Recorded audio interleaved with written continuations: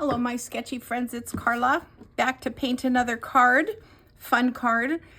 These, you can buy the patterns as stamps online, but I just like taking them and making them into fun cards that we can use, that we like to do. So here we go, same thing, same palette, water, brush, oopsie, water, there we go, water, sponge, brush, and here's the pattern that we have. So the key to most of this is, again, figuring out where you want to start and what you want to do so that everything doesn't run into one another. I'm painting this with water. I'm going to use some of my alizarin crimson, and I'm getting a fair amount of alizarin crimson so that, because she really likes to run. I'm moving this paint over here so that I'm not constantly running over top of it. So there we go. So it's going to bleed out, I think, I hope. I'm going to put a little bit more intense color right here.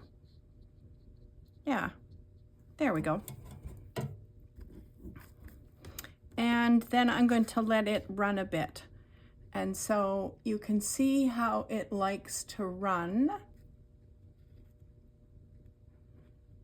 And it has to be shiny in order to do this. If it's not going to run, I will have to go in and just encourage it. It's because I want this side to be light and that side to be dark. So let's go do the same thing over here to this one.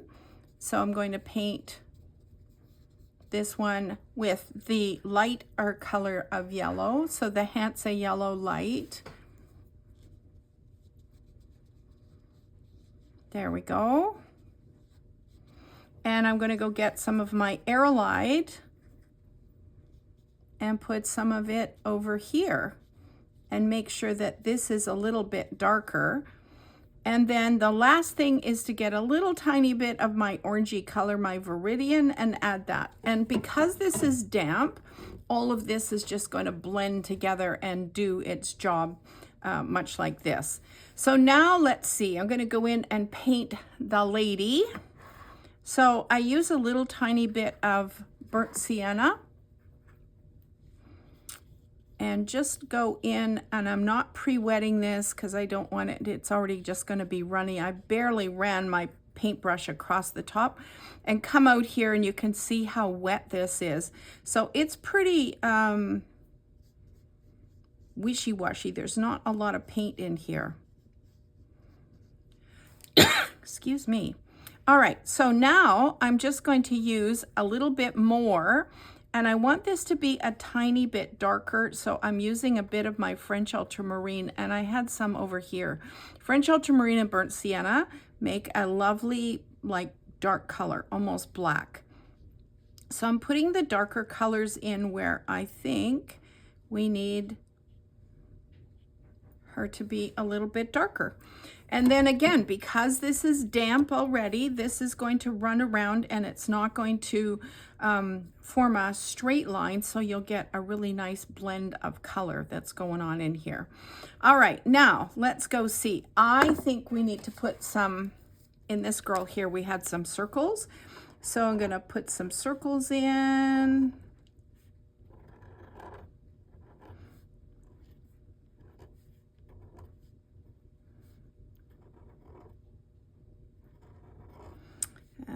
Just to make some interest.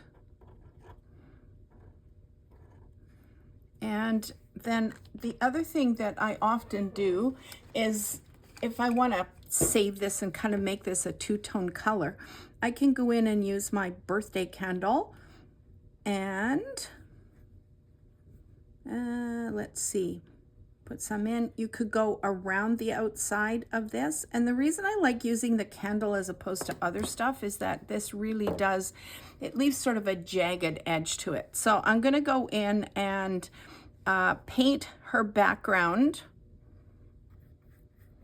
and paint around this. I'm just getting some of my cobalt turquoise, and I'm just painting around the circles.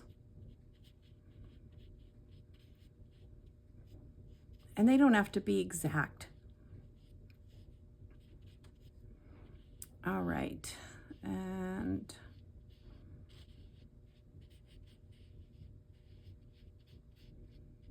alrighty, there we go.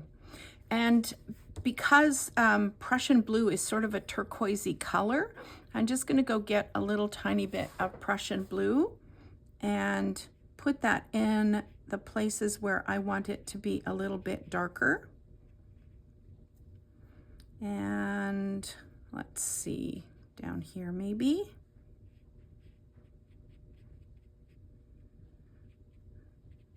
All right. And I'm just going to let that go. Maybe let's give her some Prussian blue shoes while I have some paint in my, hand here. Those ones I just used my Sharpie. I just went in there and did that. All right. Now, I think I've got time up here after I washed my brush. I'm going to go dampen this. This is dry enough. As long as this isn't sopping wet, which it's wet enough. See how it's blurring in a bit. I'll go get a bit more of my turquoise.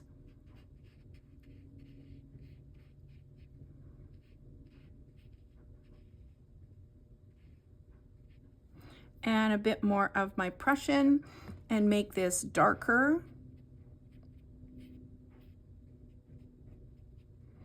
If you want this to be lighter again, if you just tap off your brush, make sure that it's really quite dry and just scrape it along the top. You'll lift off some. So now I'm going to get 1, 2, 3 different colors. Alrighty. In the last, in this one here, I painted the background with my cobalt turquoise as well. So just be careful when you get down around here. But it doesn't really matter if it blurs out. And so I'm just using water and going in here. You can see how when I come close to this, this does blur in. I'm going to put a little bit of extra paint on here. I'll leave this a bit damp. And I'm adding a bit of my alizarin crimson here, because it's going to just blur into the background while it's wet. And I'm going to go and use a little bit of my, oops, I have to put some of the paint on first. So here we go with the cobalt turquoise.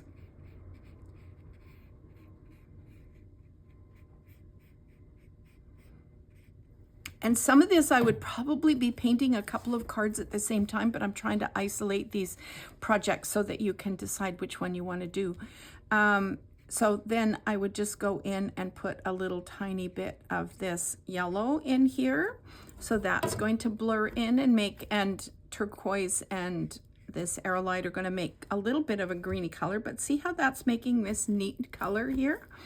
Now, I can go in, and this I think is dry enough that I can get away with going in and painting the dots on the girl's dress. Maybe I need the darker color, the aerolite. There we go. And you can see where I had put the candle wax, it's keeping it white. So there she is. Alrighty. Now, her hair, I made it sort of a dark color. You can make it whatever color. French ultramarine, one of the few times I actually come out here and mix something. French ultramarine and a little bit of burnt sienna. Give me a dark color. So you can see that, right? Give you just sort of this nice dark color. And see how wet that is? Because I don't want it blasting black on there. Now be careful, because this is, in my case, this is still wet. I would wait until it's dry. But like I said, I'm trying to get this done all in one go. And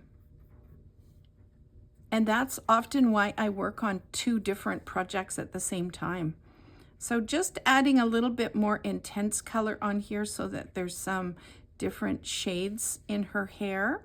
And notice that I don't go back in and fuss with it and fiddle around with it and encourage it, because I know that it just makes it worse. You're better off to just let all this stuff, see how this is blending in, even this part up here that I probably didn't want to blend in, did, but I'm not going to go fix it. It makes a bigger mess if you fix it than if you don't. And I dribbled water on here, so now there we go. And then all I did was I just took, and you could do this with a Sharpie instead of the, I just had put some of the Prussian blue on there before, but you could just go around and do this. You could do some dots if you wanted to. You could do whatever.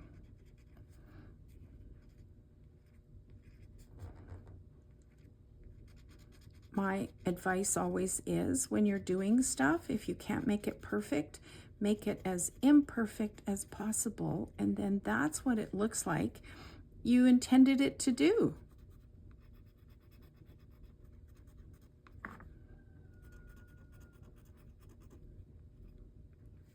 There.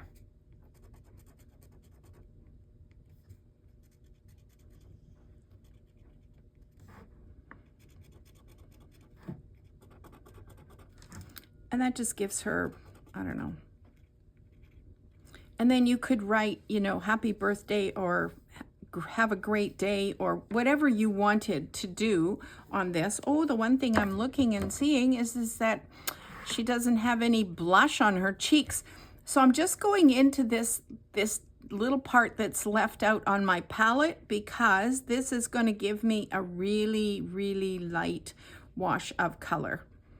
And see, there. Then I can just go ahead and put that on. So there you are. You've got this way cool card for somebody, and who knows, but I'm sure they'll love it.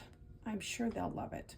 So have a happy day painting, my sketchy friends, and hopefully see you painting another card.